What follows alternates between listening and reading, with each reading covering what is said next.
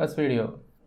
ശരിയാണ് മഹേഷ്, നമുക്കിപ്പോൾ ടെലിവിഷൻ സ്ക്രീനിൽ ദൃശ്യങ്ങളിൽ കാണാൻ കഴിയുന്ന എനിക്ക് തോന്നുന്നു ഇതിപ്പോ ഇന്നലെ നമ്മുടെ പ്രവാസികളെ നാട്ടിലെത്തിച്ചില്ല, അതിന്റെ ക്ലിപ്പാണ്.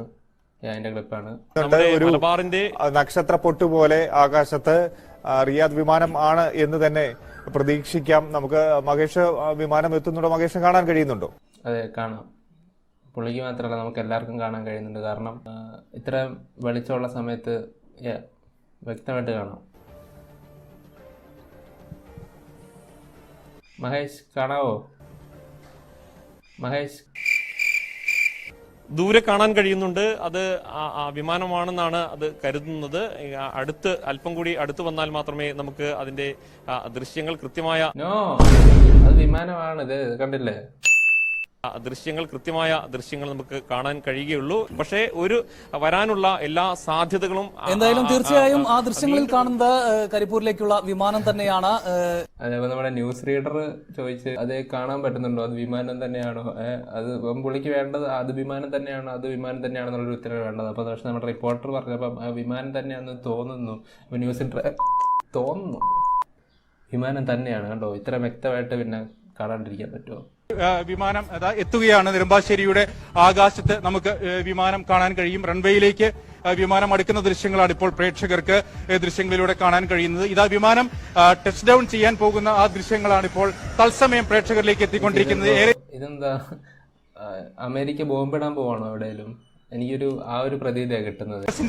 IX-452 വിമാനം 177 പ്രവാസികളെയും കൊണ്ട് ഇതാ കൊച്ചി വിമാനത്താവളത്തിന്റെ റൺവേയിലേക്ക് ടച്ച് ഡൗൺ ചെയ്തിരിക്കുന്ന ആ നിമിഷമാണ്. ഇത് ഞാൻ എവിടെയോ അടയാളപ്പെടുത്തുക കാലമേ, ഇത് ഘടികാരങ്ങൾ നിലക്കുന്ന സമയം. സെന്റ് പീറ്റേഴ്സ്ബർഗിൽ 177 പ്രവാസികളുമായുള്ള ആ വിമാനമാണ്. കൃത്യം 10 മണി 8 മിനിറ്റുള്ളപ്പോൾ കൊച്ചി. വളരെ ജനറൽ നോളജിനൊക്കെ പറ്റിയൊരു ക്വസ്റ്റ്യനാണ്. കാരണം ഇന്ത്യക്ക് സ്വാതന്ത്ര്യം കിട്ടിയ 1947. അപ്പം ആ ലെവലിൽ ചോദിക്കേണ്ട ഒരു സാധനമാണ് ഇപ്പൊ അവര് ഇതായിട്ട് പറഞ്ഞത്. 10 മണി 8 സെക്കൻഡ് ഉള്ളപ്പോൾ അത് ലാൻഡ് ചെയ്യിച്ചിട്ടുണ്ട്. എല്ലാവരും ഓർത്ത് വെച്ചാൽ ആരും മറക്കരുത് കേട്ടോ. Thank you news. അടുത്ത വീഡിയോയിലേക്ക് പോവാം. Sorry bro. It's okay bro. ഈ മെഡിക്കൽ കോളേജിൽ പോണ വഴി ഏതാ? ഇവിടുന്ന് നേരെ പോയിട്ട് ലെഫ്റ്റ്. ഡേയ് എന്തിനാ പോണേ? ഉമ്മാക്ക് ഓപ്പറേഷൻ ഉണ്ട്, ക്യാഷ് അടക്കാനാ. അതെ, ഈ പേഴ്സ് നിന്റെ ആണോ? അത് വലിയ കുഴപ്പമൊന്നുമില്ലായിരുന്നു ആ വീഡിയോയ്ക്ക്. പക്ഷെ മെഡിക്കൽ കോളേജിലേക്കാണ് പോകുന്നത് ഉമ്മാക്ക് ഓപ്പറേഷന് പൈസ അടക്കാൻ. പക്ഷെ പുള്ളിക്ക് മെഡിക്കൽ കോളേജിലേക്കുള്ള വഴി അറിയത്തില്ല. അല്ല, അതിപ്പോ ഒരു വലിയ വിഷയമല്ല, മനസ്സിലല്ല, മറവിയൊക്കെ ഉണ്ടാകും. നല്ലൊരു ടിക്ടോക്ക് ആയിരുന്നു. അടുത്ത വീഡിയോ കാണാം.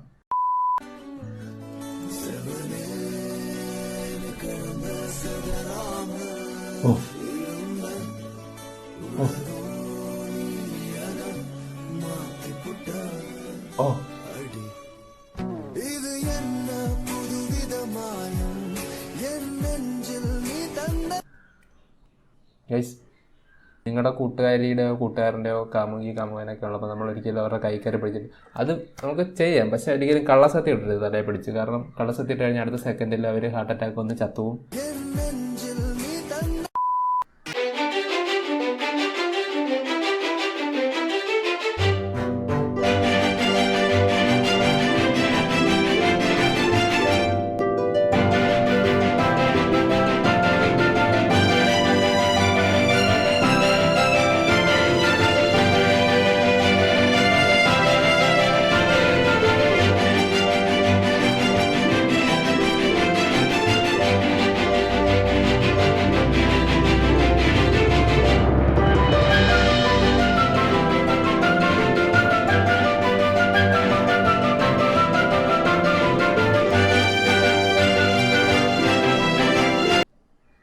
എനിക്ക് പകുതി മനസ്സിലായില്ല, പക്ഷെ എന്നാലും നല്ലൊരു കോൺസെപ്റ്റ് ആയിരുന്നു. പക്ഷെ ഒരു കാര്യം നിങ്ങൾ മനസ്സിലാക്കണം, ജീവിച്ചിരിക്കുന്നവർക്ക് കണ്ണ് ദാനം ചെയ്യാൻ പറ്റില്ല. അപ്പോൾ നമുക്ക് അടുത്ത വീഡിയോ കാണാം.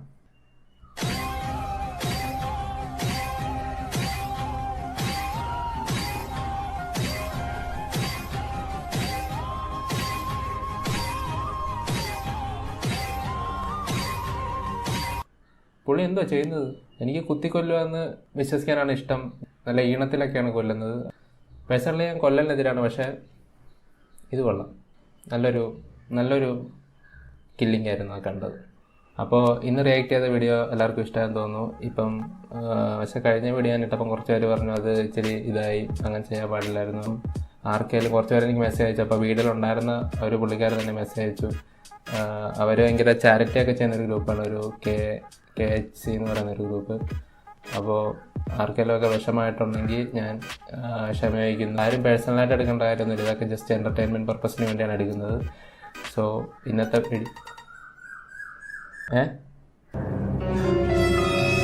എന്നെ ആരോ റോസ്റ്റ് ചെയ്തു. നമുക്ക് ആ റോസ്റ്റിങ്ങും കൂടി ഒന്ന് കാണാം.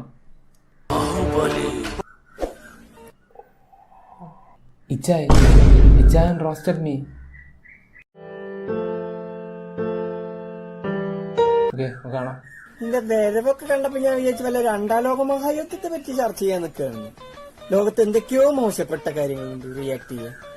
ഒരു ലോജിക്കില്ലാത്ത ഈ കാര്യങ്ങൾക്കൊക്കെ റിയാക്ട് ചെയ്യണം നിന്നെ ഞാൻ എന്തുവാടെ വിളിക്കാം. ശരിയാ ബ്രോ. ഞാൻ ഒരു ലോജിക്കും ഇല്ലാത്ത ബ്രോയുടെ വീഡിയോ ഒന്നും റിയാക്ട് ചെയ്യാൻ പാടില്ലായിരുന്നു. സോറി, ക്ഷമിച്ചോളാം. അറിയാണ്ട് ചെയ്യാ പ്ലീസ്. അവനും അവന്റെ ഒരു അമ്മൂമ്മയുടെ ടെഡിയും. സോറി അച്ഛാ, ഞാൻ വേറൊരു ടെഡി കാണിച്ചു തരാം, ഇച്ചിരി കൂടി വലുതാണ്. അപ്പം അതൊന്ന് ഇഷ്ടപ്പെടാൻ നോക്കുക. എന്നിട്ട് പ്ലീസ് തെറി വിളിക്കല്ലേ പ്ലീസ്.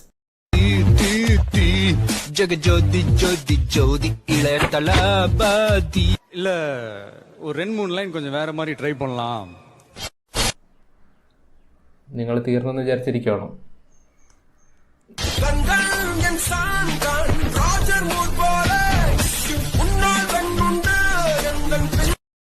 ബാക്കിയാണ്.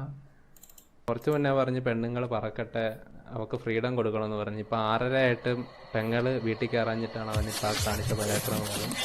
അടുത്ത വീഡിയോ ടിക്ടോക്ക് എന്ന് പറയുന്നത് ഒരു എന്റർടൈൻമെന്റ് ആപ്ലിക്കേഷനും ഞങ്ങളൊക്കെ അതിലൊരു ക്രിയേറ്ററായിട്ട് അഭിനയിക്കുന്ന ഓരോരുത്തർ കഴിവ് കാണിക്കുന്ന ആൾക്കാരുമാണ് എന്ന് ഞങ്ങൾ വിചാരിച്ചിരുന്നത്. പക്ഷെ ഞങ്ങളൊക്കെ ഞങ്ങളുടെ ഒറിജിനാലിറ്റി ജീവിതമാണ് കാണിക്കുന്നതെന്ന് ബ്രോ ഞങ്ങൾക്ക് മനസ്സിലാക്കി.